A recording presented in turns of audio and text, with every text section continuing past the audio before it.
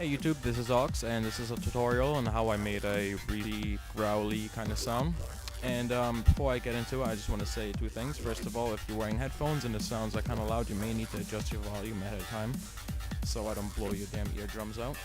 And second of all, I'm not using a style for all, so shouldn't have any stutters, but it may be a little laggy because I'm running on my primary sound card, which absolutely sucks. But just for example's sake, this is a tutorial on how I made this bass.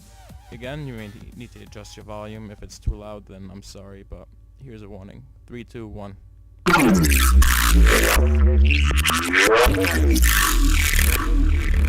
Now I made this specific bass for examples purposes, but I made it by resampling it through Harmor a few times and then resampling it again with other effects and stacking them.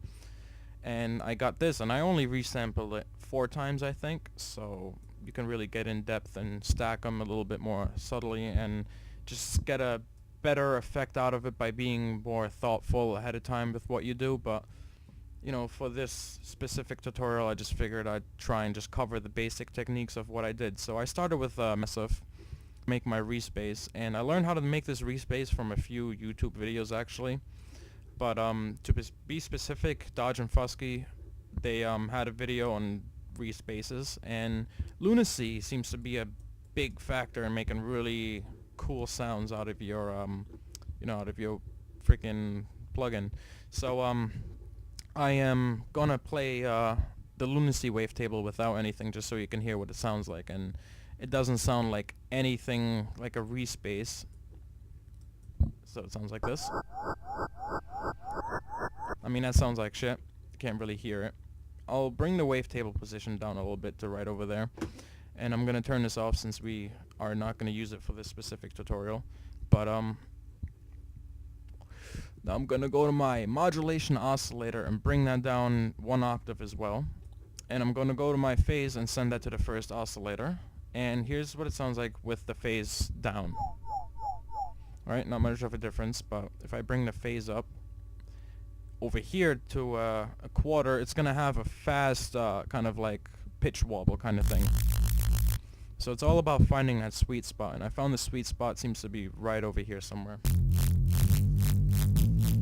So it may be very quiet right now, but that's because we're gonna add modulation and distortion. I mean, yeah, distortion, and that's gonna kind of bring the sound out a little bit more.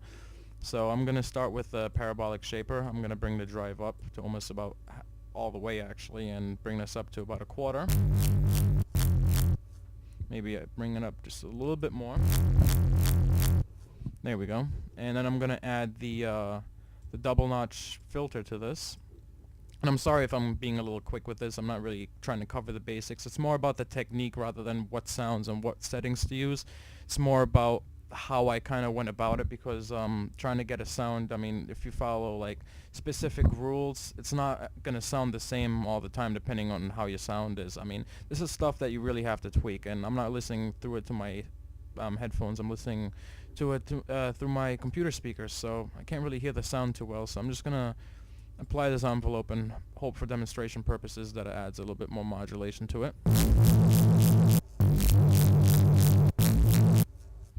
Alright, now you know what? Let's skip this. I can't really hear the difference that much, so let's just stick to the basics here. Brought it to a little bit more distortion, because I like distortion. I'm just going to add a little bit. Probably a little bit less, maybe on a dry one, on a parabolic. Alright, whatever, good enough for now. A little bit of dimension expander. Bring this down a little bit. Only a little bit. I don't want too much of a delay in my sound, so when I resample it, it doesn't completely which, I mean, you know, boost the highs and the lows a little bit.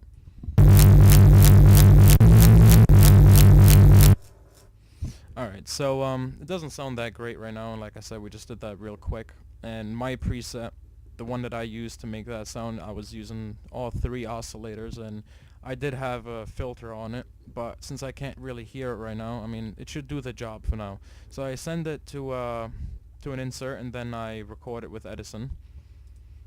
And let's go ahead and record this with some MIDI. I'm just gonna draw just a pitch bend, just for example purposes. And in Massive, to get the pitch bend, you go to your voicing and you want to select mono rotate and legato triller and bring the time up. I'll just bring it up to right about there. And I'm gonna record this, and I think I already did. No, I didn't. Alright. That kind of sucked. Why did it do that?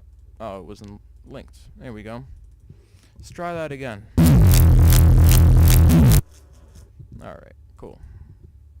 So, I know I moved the song jump by accident there, but that's alright. Like I said, I'm just trying to cover the basics here and trying to kind of keep it fast and quick. So I drag that into my Harmor, and I'm going to play it on the C5 because, you know, I want to preserve the notes that I had. And I'm going to mute this Massive and go into Harmor and go in my Advanced tab and Image Resynthesis. This is important, you know, put that on high precision because you don't want it to really mess up your sound or anything. And I would go to precision over here and turn that up and stuff, but my computer can't really do that right now since I'm running on a not running on a fall.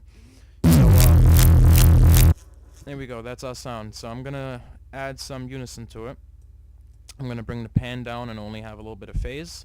I'm gonna bring the pitch up over here and edit the articulator. And I'm just gonna draw on something to kind of modulate that. Why did I have that step on? Just to kind of modulate this pitch over here because it sounds cool. So I'm gonna bring it down. So it kind of I'm not sure if we still preserved any bass on that, but because like I said, I can't hear it. But that's basically what I did. That's something that you want to be careful about when you are doing resynthesizing. You want to make sure that when you stack your effects, that they're not too what's the word for it? Not too strong. You just want to be very subtle about it and stack them, you know, precisely to how you want the sound to sound. So I'm gonna record that again, and I'm not recording. There we go. And I'm gonna drag that into Harmor again. Just, you know, do that a few times. I'll just do it one more time, but you know, you can do it as much as you want. I'm gonna bring this down a little bit and have a little bit less chorus. I don't want to have that much because like I said, I want to be really subtle and just kind of stack my effects. No, I'm just for this example, let's just record that again. So I just do that a few times, you know, listen to the sound over and over again until I know exactly how much chorus there should be. So I'm going to drag this in and I'm going to send it to a new channel, and I'm going to add the parametric equalizer. And what I usually do is if the sound needs some boosting somewhere, then I'll sometimes, you know, boost the highs or whatever. And I usually duck it somewhere and then peak the one next to it, usually 3, and end up just modulating it. I mean, every sound is different, so you want to really make sure that you put these in the right places and duck them where it needs it. I'm just trying to demonstrate it, so I'm just going to draw out something here. Let's see. I usually do it to kind of add a little bit more vowelness to it and, you know, have a little bit more modulation going, but in this scenario, you know, I'm just going to draw something out and add this vowel filter. And this is what really gives you that vowel sound and gives it really that growly character, I guess, that growly texture. So I select the vowel mode and bring it to band reject, and select the overdrive, bring it up a little bit and bring up the resonance. You don't want to add too much resonance because it'll just fuck up your sound. And I usually mess around, see which one sounds good, but we'll just leave it like that for now and bring on some LFO to kind of move this LFO. By right clicking it, it'll make it go back and forth between whichever two vowels you choose. I'm going to speed it up just a little bit here, and this is what it sounds like. If it's loud, then I apologize, but here's what that sounds like. So it's really messy right now, and you know, you really just did that in like what 5 to 10 minutes. So it's something, like I said, that you really want to be careful about.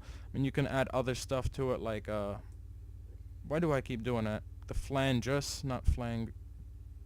Come on, there we go. All right.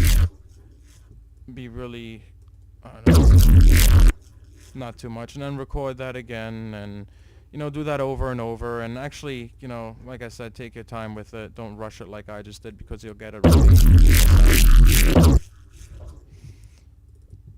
It'll sound really messy like that, but I took a little bit more time when I made the other example. It took me like 15 minutes. So as the finished sound, that's resampling it only like 3 times, and it's, I mean, it's alright to demonstrate, I guess. But I hope somebody found this useful. If you did, then leave me a like. If not, then, do your thing. Give me that red lightsaber or whatever. Alright, thanks.